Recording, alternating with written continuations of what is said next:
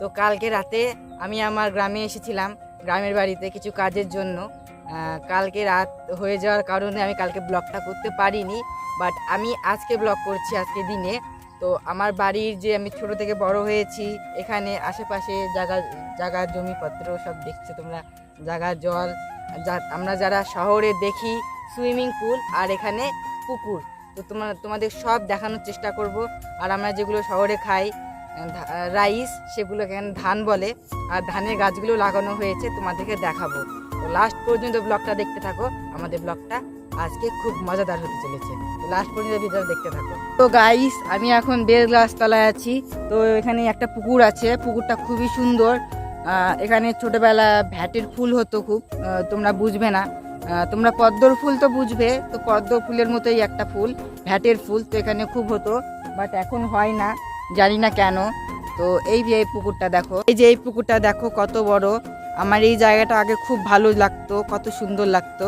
আর এখানে দেখো কত বড় বড় কাশফুল হয়েছে, দুর্গাপূজার ইঙ্গিত দেখাচ্ছে। দেখো এখানে আরো কত সুন্দর সুন্দর কাশফুল। এই যে কাশফুলটা হয় না, এই কাশফুল দেখলেই মনে হয় যে আমাদের দুর্গা মায়া চলে এসেছে আমাদের পৃথিবীতে। আমার এত সুন্দর লাগে কাশফুল, কি বলবো। এটা বেশি দিন থাকে না, দুর্গাপুজো শেষ হওয়ার পরই চলে যায়, জানি না কিভাবে। এটা দেখো ফুলগুলো খুব সুন্দর লাগে, মনে হয় বরফ পড়েছে। তো আরও জিনিস দেখো, এই বট গাছটা, এই মানে বেলের গাছ, বাট বট বলি, বেলের গাছটা দেখো। এই বেলে গাছটা আমি আগে ছোটোবেলা উঠতাম উপরে, এই উপরে উঠতাম, উপরে উঠে বসে থাকতাম, খুব ভালো লাগতো, হাওয়া টাওয়া লাগতো। বাট এখন উঠতে পারি না, কেননা এখন থাকি না খুব একটা। তাই এই গাছটা অনেক পুরনো, আমি যখন এইটুক ছিলাম, এত ছোট, তখন থেকে এই গাছটা আমি খেলতাম, উঠতে থাকতাম, খুব ভালো লাগতো। তো এখানে বসে বাবার সাথে ভাত খাতাম, মুড়ি খাতাম। বাবা এখানে ধান টান লাগাতো, ওগুলো কাজ টাজ করতো, কৃষকের কাজ করতো তখন। এখন তো বাবা নেই, এখন আমরা ধান টানও লাগাই না, মানে এগ্রিমেন্ট দেই, তো ওরাই করে। তো আমাদের এবার ধানের জমিগুলো দেখাবো তোমাদেরকে। গাইস, আমরা এখন জমিতে যাচ্ছি, জমিতে গিয়ে আমাদের দেখাবো যে আমাদের যে ধানগুলো, আমাদের যে জমিগুলো তোমাদেরকে দেখাবো। সে রাইস যেটাকে বলে, সেটা কিভাবে তৈরি হয় এবং সেটা গাছ কি হয়, কি রকম দেখতে হয় সে গাছটা, তো তোমাদেরকে দেখাবো। আর আমাদের কোনলা কোনলা জমি আপনাকে দেখাবো।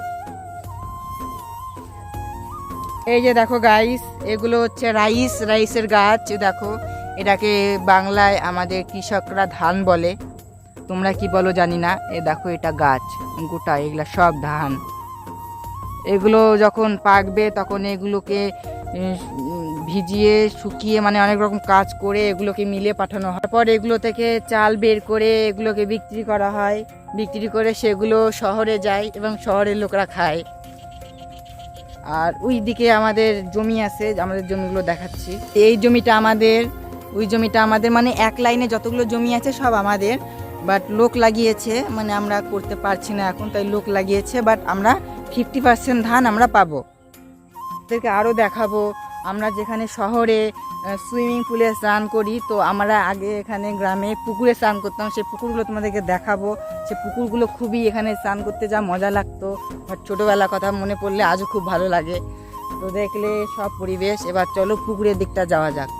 তো গাইস, এটা আর একটা পুকুর, বলতে পারো সুইমিং পুল, এটাও একটা, বাট এটাতে স্নান করা তো যায় না, কেননা নোংরা জল। দেখো তোমরা একবার, দেখো গাইস, দেখো কতটা নোংরা জল। এই নোংরা জলে স্নান করা তো দূর, এটাতে স্পর্শও করা যাবে না, যা নোংরা, একদম চুলকানি হয়ে যাবে। আর চুলকানি হলে পরে একটাই ক্রিম ইউজ করবে, ইসগার্ড। এটা সব থেকে বেশি এবং সব থেকে দ্রুত কাজ করে।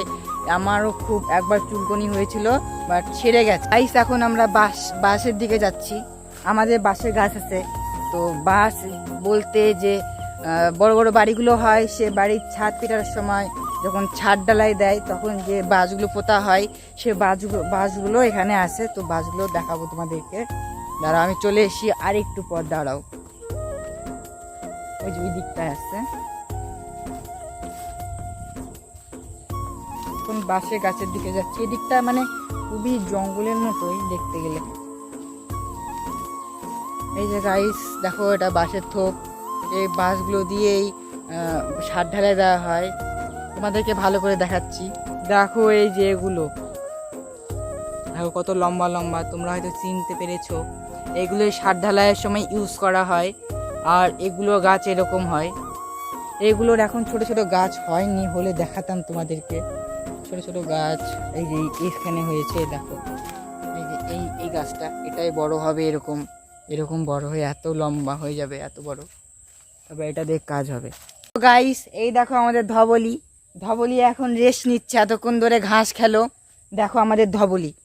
হে ধবলি, হাই করে দে, হাই করে দে, তুই হাই করে দে। এ ধবলি আমাদেরকে পালাচ্ছে গাইস, মনে হচ্ছে অনেকদিন পর দেখা হচ্ছে ওর সাথে। আমাকে চিনতে পারতেছে না, আমি ওকে চিনতে পারছি, বাট ও আমাকে চিনতে পারতেছে না, ভয় পাচ্ছে।